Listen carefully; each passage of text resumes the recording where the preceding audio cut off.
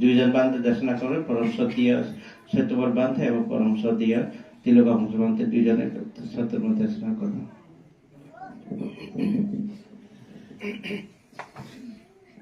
আসলে এখানে আজকে দেশনা করার সময় নেই। আমি ইচ্ছে করেছি যে আজকে দেশনা করব না, কারণ বানতে এসছেন অনেক কষ্ট করে, কালকে থেকে অনেক অনুরোধ উপরোধেই বানতে এখানে এসছেন, বানতে আসছেন কাজের জন্য। তো আমি 8 দিন পর্যন্ত দেশনা করেছি, এই কারণে আজকে আমি দেশনা করব না।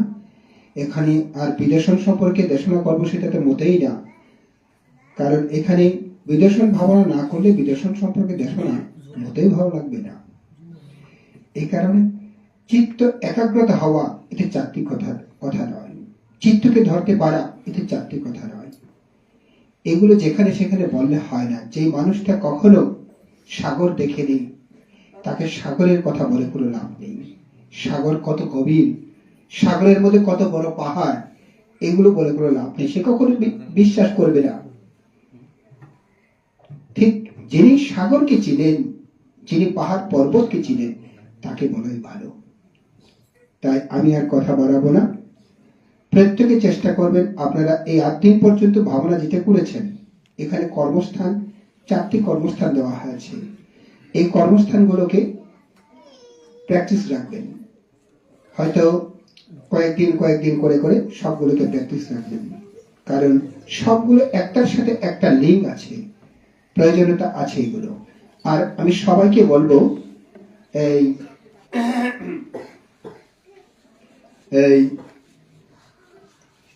আমরা প্রত্যেকেই জন্মগ্রহণ করেছি যুদ্ধ করার জন্য, জীবন যুদ্ধ। প্রকৃত জীবন যুদ্ধ হচ্ছে নিজের চিত্তকে রক্ষা করা, নিজেকে আদর্শময় গড়ে তোলা। যদি নিজেকে আদর্শময় গড়ে তুলতে না পারি, কখনো আপনি বিজয় লাভ করতে পারবেন না। জ্ঞানীগণ বলেন, তুমি গরিব করে জন্মগ্রহণ করেছো নাকি ধনীর করে জন্মগ্রহণ করেছো, এটা কোনো মূল ফ্যাক্ট নয়।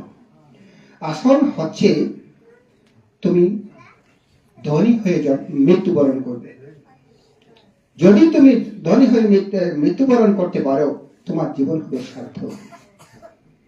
এটাকে আমি এভাবেই বুঝেছি। বুদ্ধ সপ্ত আর্যধনের ধনীর কথা বলেছেন। শ্রদ্ধার ধনে ধনী, শীলের ধনে ধনী, অভিজ্ঞতা, বই পড়ে অভিজ্ঞতা, ধর্ম শ্রবণ করে অভিজ্ঞতার ধনে ধনী, ত্যাগের ধনে ধনী, প্রজ্ঞার ধনে ধনী, লজ্জার ধনে ধনী, ভয়ের ধনে ধনী। এই 7টা ধনী যদি হতে পারে, তিনি প্রকৃত ধনবান হন। এই যেই ধন কেউ কোনো কারিয়ে নিতে পারে না, কোন রাষ্ট্র, কোন শক্তি নেই এই ধনকে কারিয়ে নিতে পারে, কোন সন্ত্রাসী নেই এই ধনকে কারিয়ে নিতে পারে।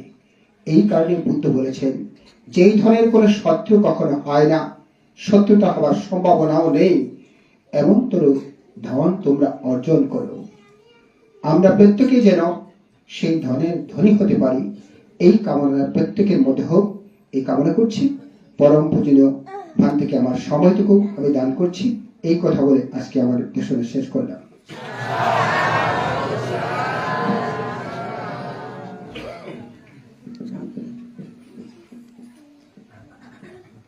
नमो तस्स भगवतो अरहतो सम्मा सम्बुद्धस्स नजस्स बसलो होति नजस्स होति ब्रह्मणो कम्मान बसलो होति कम्मान होति ब्रह्मणो एतेन सच्चवज्जेन होतु ते जयमङ्गलान्ति।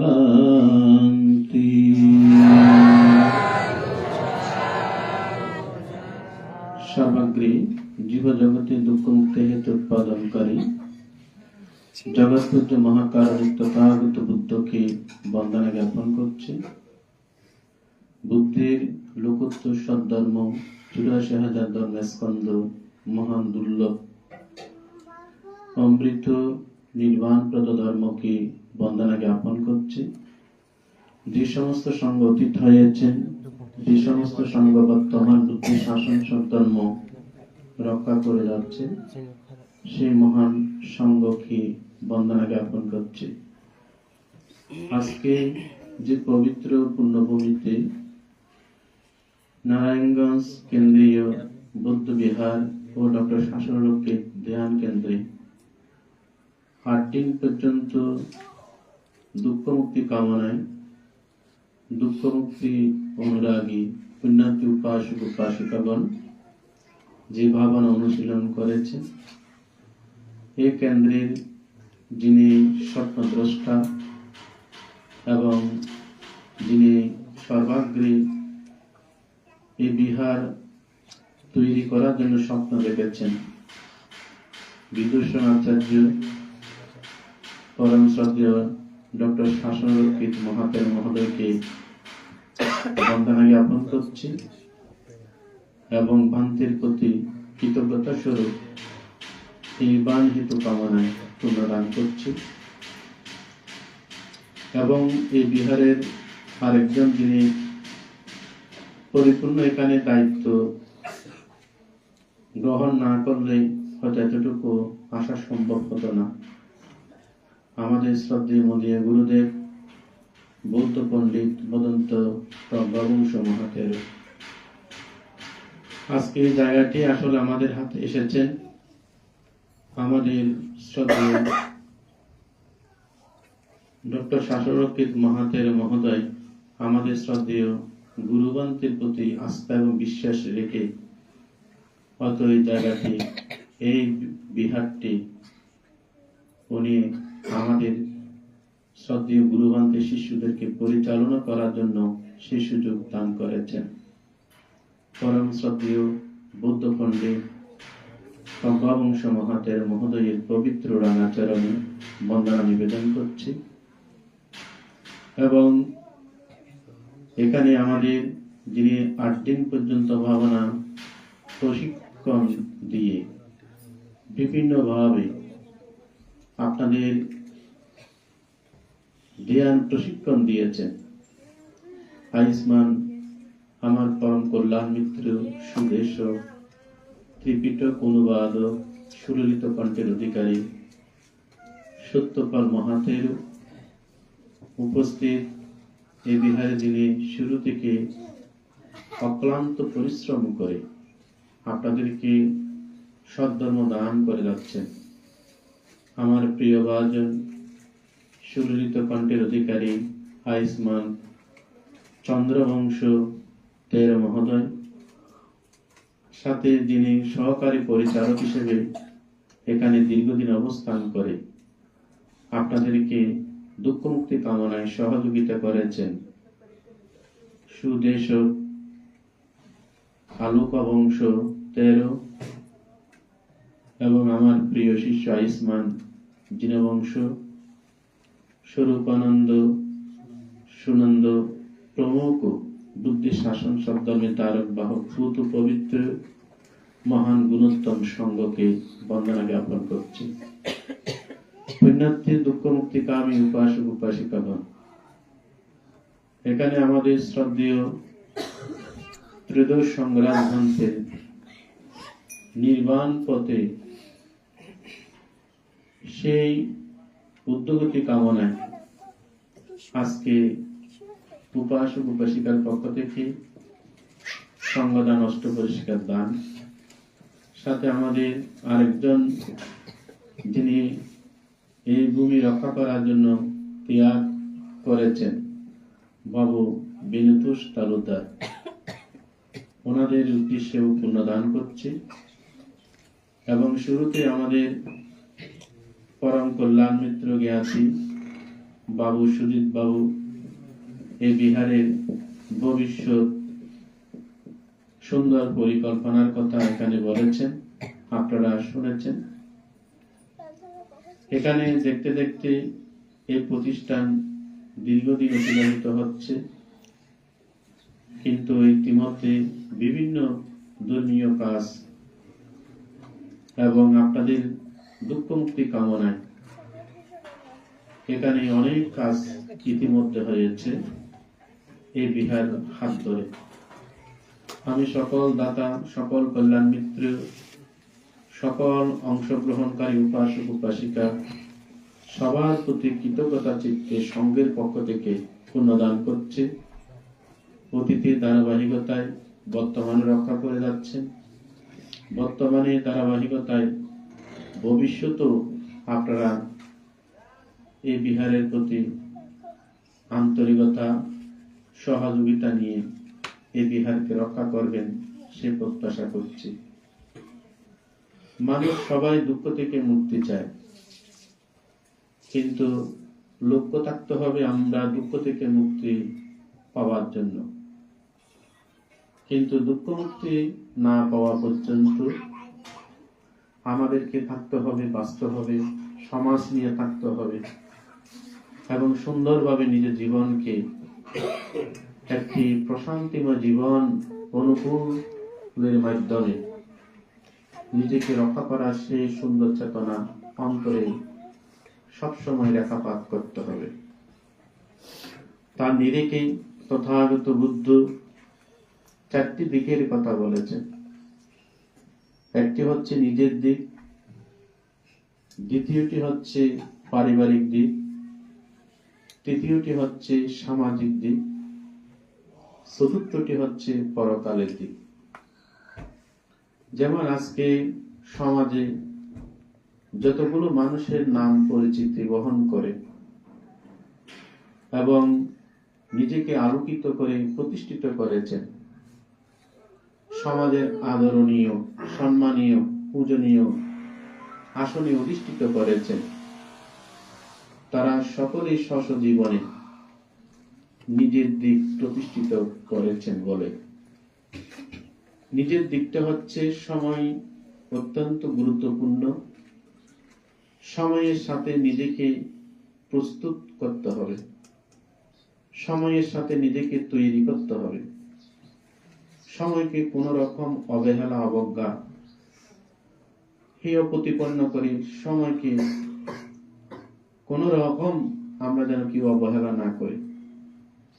সময়কে গুরুত্ব দিয়ে যারা বিশেষ করে লেখাপড়া করে তাদেরকে লেখাপড়া সুন্দরভাবে করতে হবে। যারা চাকরি করে তাদেরকে চাকরির প্রতি গভীর মনোযোগ দিতে হবে। যারা ব্যবসা করে ব্যবসার প্রতি অত্যন্ত মনোযোগ দক্ষতার সহিত সে সফলতা আনয়ন করতে হবে। পারিবারিক জীবনে যারা সুন্দরভাবে রক্ষা এবং সম্প্রীতির বন্ধনে নিজের পরিবারকে সেভাবে সাজিয়ে গুছিয়ে নিজেকে প্রতিষ্ঠিত করতে হবে। এটা যদি হয় তাহলে নিজে আলোকিত হয়, নিজে প্রতিষ্ঠিত হয়। সে প্রতিষ্ঠিত হলে সে মানুষ সবাই কিন্তু তাকে চিনে। যদি সময়ের সাথে যদি আমরা নিজেকে তৈরি করতে না পারি, অবহেলা অবজ্ঞা এবং তুচ্ছ জীবন যাপনের মাধ্যমে মূল্যবান সময় যদি নষ্ট করি, তাহলে নিজের ব্যক্তিগত মাথা উঁচু করে দাঁড়াতে না পারলে সমাজে কোনো মূল্য এবং মানুষের কোনো সম্মান তিনি লাভ করতে পারে না। তাই তথাগত বুদ্ধ বলেছেন, প্রথম সময়ের সাথে অর্থাৎ মূল্যায়ন দিয়ে সময়ের কাজ সময় আমাদেরকে করতে হবে, তাহলে নিজের দিক সুন্দরভাবে প্রতিষ্ঠিত করা সম্ভব। দ্বিতীয়টি হচ্ছে যখন নিজেই আমরা প্রতিষ্ঠিত হই, পারিবারিক ঐক্য, পারিবারিক সুদৃঢ় বন্ধন এবং শান্তি সম্প্রীতি সৌহার্দ্যপূর্ণ সহাবস্থান, একে অপরের প্রতি বড়জনের প্রতি শ্রদ্ধা, ছোটজনের প্রতি ভক্তির পরায়ণ, আন্তরিকতা, সৌহার্দ্যপূর্ণ সহাবস্থান, এক সুন্দর অর্থাৎ পারিবারিক বন্ধনটা অটুট রাখতে হবে।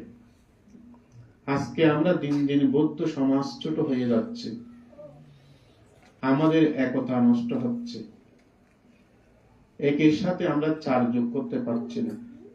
চার যেখানে সেখানে আমরা বিভাজন হতে হতে এক কোটায় চলে আসতেছি।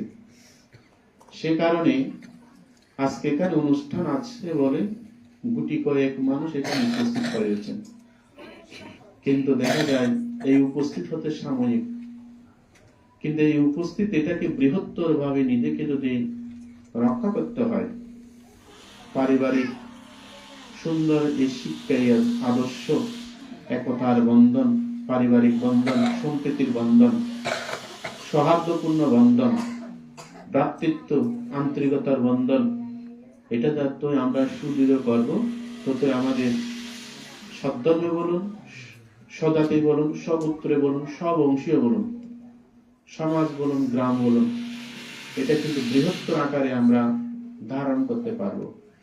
কিসের কারণে? ওই যে আমাদের পারিবারিক এবং সামাজিক বন্ধন, এই গুণটা যদি থাকে, এটার দ্বারাই আমরা মনকে বিশাল করতে পারি, মনকে আমরা বহুরূপিত ভাবে বহুগুণে আমরা নিজেকে প্রতিভা সম্পন্ন করতে পারি একমাত্র আমাদের পারিবারিক বন্ধন। তৃতীয়টি হচ্ছে আমাদের সামাজিক বন্ধন, সমাজবদ্ধ জীব। কিন্তু আমরা অনেকে মনে করি আমার গ্রাম লাগবে না, সমাজ লাগবে না, আমার জাতি বা আমার সুগোত্রীয় সুবংশীয় কেউ আমার লাগবে না। দেখবেন হিসাব করে যখন দিন শেষ হবে, সময় শেষ হবে, আপনার বল শক্তি যখন দুর্বল হবে, আপনার অর্থনৈতিক অবস্থা যখন খারাপ হবে, তখন কিন্তু আপনার পাশে কেউ থাকবে না। পাশে থাকবে একমাত্র আপনার পারিবারিক বন্ধন যদি ঠিক রাখতে পারে, সামাজিক বন্ধন যদি ঠিক রাখতে পারে, তাহলে দুর্দিন দুঃসময় অন্ততপক্ষে তারা এগিয়ে আসবে। তাই তথাগত বুদ্ধ বলেছেন, এই তিনটে শক্তি যদি আমরা এক করতে পারি, তাহলে এখানে যারা, যেমন আমাদের এখানে এই যে অবসরপ্রাপ্ত অনেক উপাসক উপাসিকা আছেন, কিন্তু একটু আপনারা খেয়াল করে দেখবেন, সরকার একটি নির্দিষ্ট সময় থেকে আপনাদেরকে অবসর প্রদান করে। বেসরকারি চাকরি থেকে একটা নির্দিষ্ট সময় বয়স যখন হয় আপনাদেরকে অবসর প্রদান করে, কিন্তু পরিবার থেকে কিন্তু অবসর নিতে পারেন না। এই পরিবার থেকে আপনারা হয়তো অনেকে বলবেন যে পরিবার থেকে অবসর নিতে, হয়তো যেদিন চোখ বন্ধ হবে সেখানে যাব, সেদিন হয়তো আমরা অবসর নিতে পারবো। কিন্তু আপনাদেরকে অবসর কেউ কাউকে দেবে না, কিন্তু অবসর নিতে হলে আপনাদের একটা মানসিক শক্ত অবস্থান নিতে হবে। যেমন যাদের ছেলে মেয়ে উপযুক্ত, তাদেরকে লেখাপড়া শিক্ষা দীক্ষা যখন প্রতিষ্ঠিত করেছেন এবং পুত্রদেরকে বিবাহ বন্ধনে আবদ্ধ করেছেন, মেয়েকে সব পাত্রস্থ করেছেন, তখন তাদেরকে বলবেন, পুত্রগণ কন্যাগণ, তোমাদের জন্য আজীবন আমরা ত্যাগ স্বীকার করেছি, তোমরা শুধু আমাকে, এদের চারটি আমার জিনিসের প্রয়োজন। একটা হচ্ছে আমার বস্ত্রের প্রয়োজন, লজ্জা নিবারণ করার জন্য, রোগ নিবারণের জন্য আমার ওষুধের প্রয়োজন, ক্ষুধা নিবারণের জন্য আমার আহারের প্রয়োজন, এবং নিদ্রা যাওয়ার জন্য আমার একটা বাসস্থানের প্রয়োজন। এই চারটি তোমরা যদি আমাকে দিতে পারো, তাহলে আমার জীবনে আমি যতটুকু সময় লাভ করি তার মধ্যে আমার সামর্থ্য অনুসারে দান, সামর্থ্য অনুসারে অন্ততপক্ষে পঞ্চশীলের উপরে অষ্টাঙ্গ উপশস্যে এবং ধ্যান অনুশীলন, এই তিনটি পর্যায়ক্রমে যদি আপনারা আস্তে আস্তে ক্রমান্বয়ে যদি এগিয়ে যেতে পারেন, এবং সে এগিয়ে যাওয়ার সাথে সাথে মনকে যদি আপনারা অর্থাৎ স্বর্ণকার কি করে খাঁটিত্ব পরীক্ষা করার জন্য আগুনে পুড়িয়ে স্বর্ণকে পরীক্ষা করে, আপনারা আপনাদের জীবন ধর্ম অনুশীলন করার পাশাপাশি আপনার মনকে খাঁটিত্ব পরীক্ষা করবেন। আমি দান করে কোন রকম কি মানুষের সাথে আমি হিংসা করছি? দান করে কি আমি আঙ্গুল দিয়ে বা মুখ দিয়ে আমি কি বাহুদুরি করছি? দান দিয়ে আমার চেয়ে কেউ বেশি দান দিতে পারে না, এই আমিত্ব বা আমি কি করছি? এটা যদি হয়, তাহলে দান দিয়ে আপনার মনকে জয় করতে পারেননি। তাহলে আপনার মনকে ওই খাঁটিত্ব পরীক্ষা করার জন্য আমার অর্থ আছে, আমার সহযোগিতা করার মানুষ আছে, আমার দেহের সবকিছু পরিপূর্ণতা আছে, আমি দান করার সুযোগ পেয়েছি, এটা হচ্ছে আমার অতীত জীবনে কৃত পুণ্যের কর্মের ফল। দান করার মতো সেই অর্থ আছে, আমি দান করতে নিঃস্বার্থ, নির্লিপ্ত, নিরাসক্ত, মহৎ চেতনায় ভিক্ষু সঙ্গ রক্ষা করার জন্য, শাসন রক্ষা করার জন্য, বিহার রক্ষা করার জন্য, ধর্ম রক্ষা করার জন্য, সব ধর্ম রক্ষা করার জন্য আমি দান করছি। তাহলে সেই দানের সাথে সাথে কায় সংযম, দানের সাথে সাথে আপনার বাক্য সংযম, দান করার পাশাপাশি আপনার চিত্ত সংযম, দান করার পাশাপাশি আপনার আমিত্ব অহংকার যদি এগুলোকে সমূল উদ্ঘাটন করতে পারেন, তাহলে এটা হচ্ছে পরকালের দিক। অর্থাৎ আপনার পরম, আপনার জীবনের অবসর সময়ে যখন এই সুন্দর চেতনা নিয়ে যখন দান করবেন, তাহলে সে দানের মধ্যে প্রবৃত্তি নয়, সে দানের মধ্যে আপনার চিত্ত হবে নিবৃত্তি। প্রবৃত্তি হচ্ছে ইচ্ছা আকাঙ্ক্ষা, আর নিবৃত্তি হচ্ছে মন থেকে লোভ দেশ মোহকে নিবৃত্তি করা। এটাই হচ্ছে ধ্যানের শিক্ষা। দ্বিতীয়টি হচ্ছে যে শীল গ্রহণ করেছেন। অনেক উপাসক উপাসিকা বলে, আমি এত কোষ ভাবনা করেছি, এতবার অষ্টশীল নিয়েছি, এত বছর আমি দীর্ঘদিন অষ্টশীল পালন করছি, আমার মতো কেউ সম্ভব নয়, আমি একমাত্র। কিন্তু এগুলো ক্ষেত্রে ক্ষেত্রে আমরা উদাহরণ দিতে পারি। বন্ধুগণ, কল্যাণ মিত্র, জ্ঞাতিগণ, এই যে দীর্ঘদিন সময় অতিবাহিত করে সংসারে তোমরা ডুবে যাচ্ছ, তোমরা কি চিন্তা করেছো মৃত্যুর পর তুমি কি নিয়ে যাবে?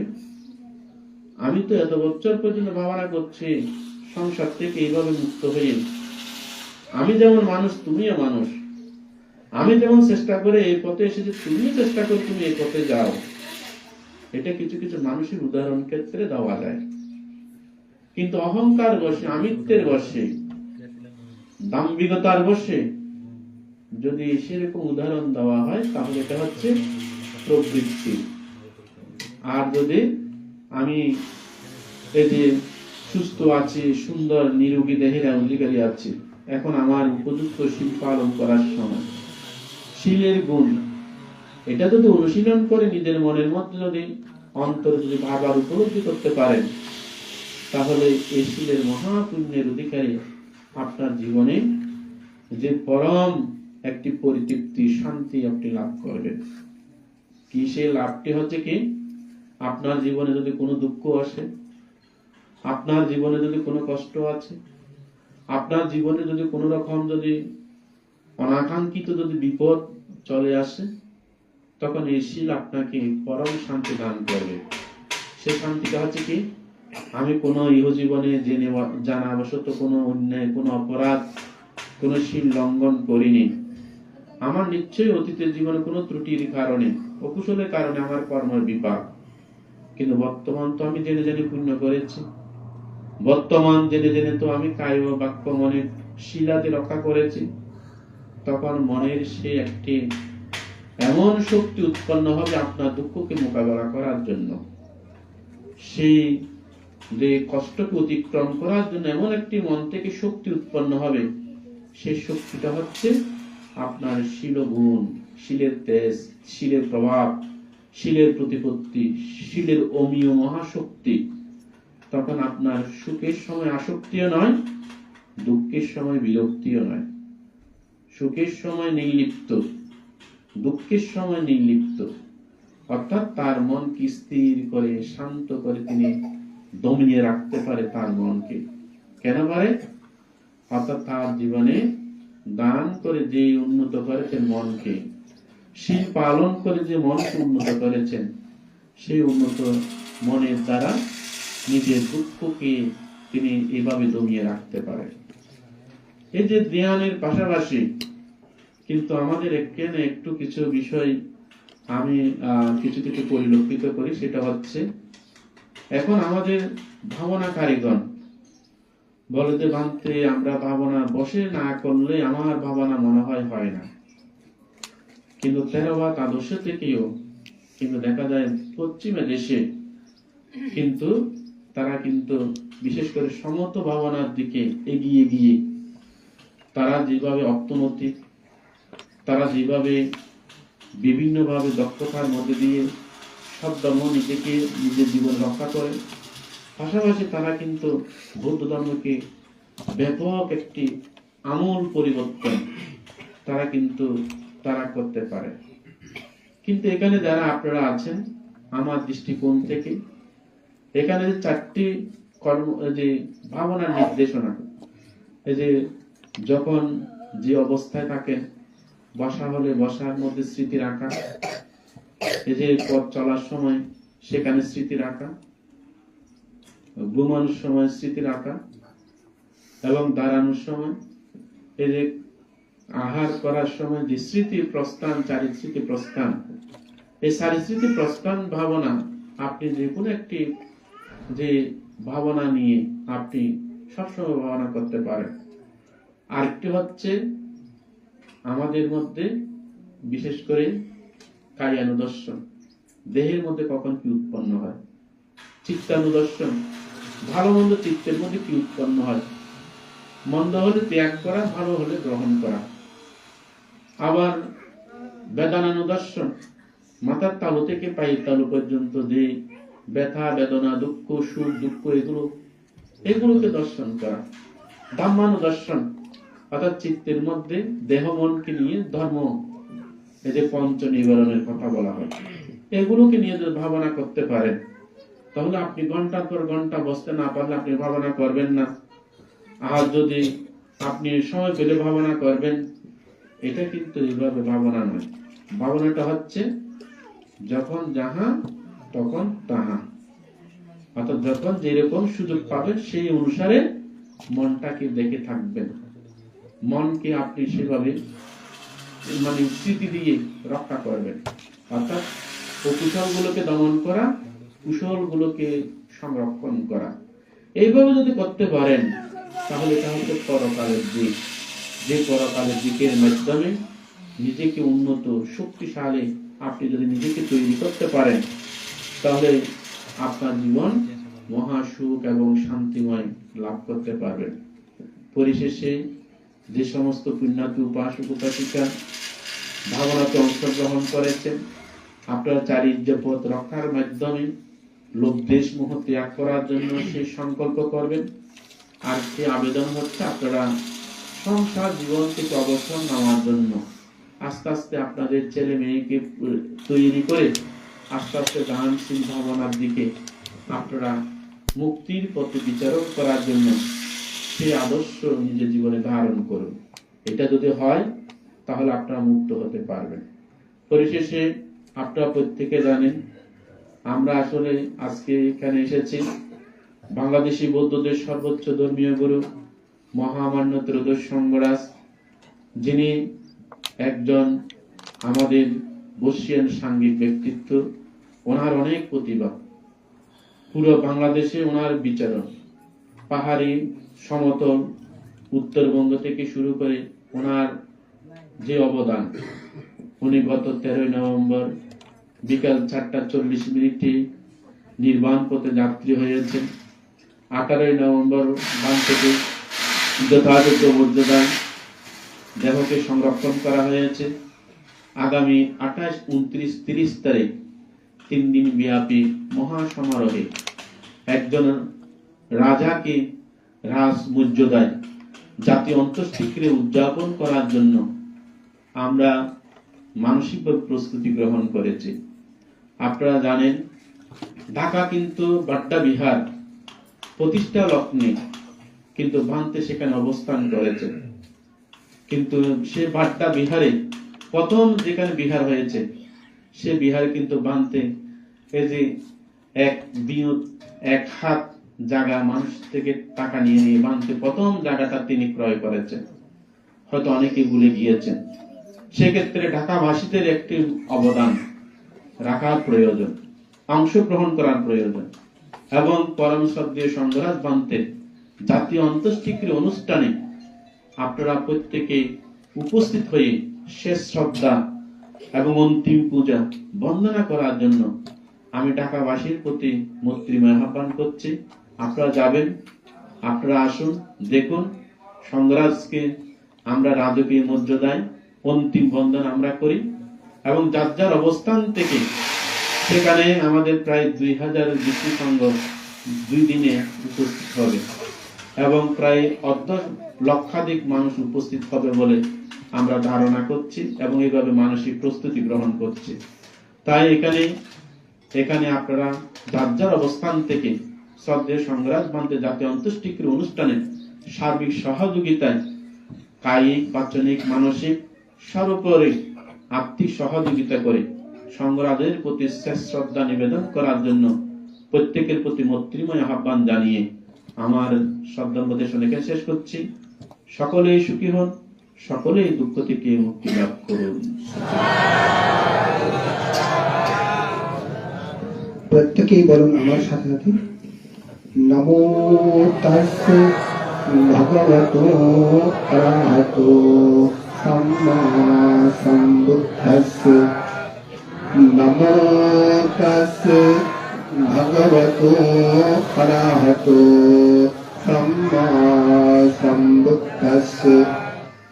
নমো তাস্সে ভগবতো অরহতো সাম্মা সম্বুদ্ধাস্সে। বুদ্ধ প্রতিমূর্তি দান। ভান্তে সংঘ আম্মাকাং হিতায় সুখায় মঙ্গলার্থায় খগ্গা মুখ্যার্থায় ইমাং বুদ্ধ প্রতিবিম্বং দেব মনুষ্যানি পূজনার্থায় ইমাস্মিন বিহারে অতিষ্ঠাপয়েৎ। দ্বিতীয়ম্পি ইমাং বুদ্ধ প্রতিবিম্বং দেব মনুষ্যানি পূজনার্থায় ইমাস্মিন বিহারে প্রতিষ্ঠাপেম পূজেম। তৃতীয়ম্পি ইমাং বুদ্ধ প্রতিবিম্বং দেব মনুষ্যানাং পূজনার্থায় ইমাস্মিন বিহারে প্রতিষ্ঠাপেম পূজেম পূজেম পূজেম। অষ্টপরিষ্কার দান। ভান্তে ইমাং অষ্টপরিষ্কারং সাহা ইমাং ভিক্ষাং সাহা অষ্টপরিষ্কারং অনুত্তরং পুণ্যাক্ষেত্রং ভিক্ষুসঙ্ঘস্য দাनं দেম পূজেম। দ্বিতীয়ম্পি তৃতীয়ম্পি ইমাং ভিক্ষাং সপরিষ্কারং সাহা অষ্টপরিষ্কারং অনুত্তরং পুণ্যাক্ষেত্রং ভিক্ষুসঙ্ঘস্য দাनं দেম পূজেম। ভান্তে সংঘ আমাদের এই ভিক্ষাঙ্গ সমূহ এবং বিভিন্ন দ্রব্যাদি সহ অষ্টপরিষ্কার অনুত্তর পুণ্যক্ষেত্র ভিক্ষু সংঘকে দান করছি, পূজা করছি, দান করছি, পূজা করছি, দান করছি, পূজা করছি। ইমিনা আত্মপরিক্ষার দানেন অনাগতে বোধিয়ানং প্রতিলাভায় সংবর্ততো। দ্বিতীয়ম্পি তৃতীয়ম্পি ইমিনা আত্মপরিক্ষার দানেন অনাগতে বোধিয়ানং প্রতিলাভায় সংবর্ততো।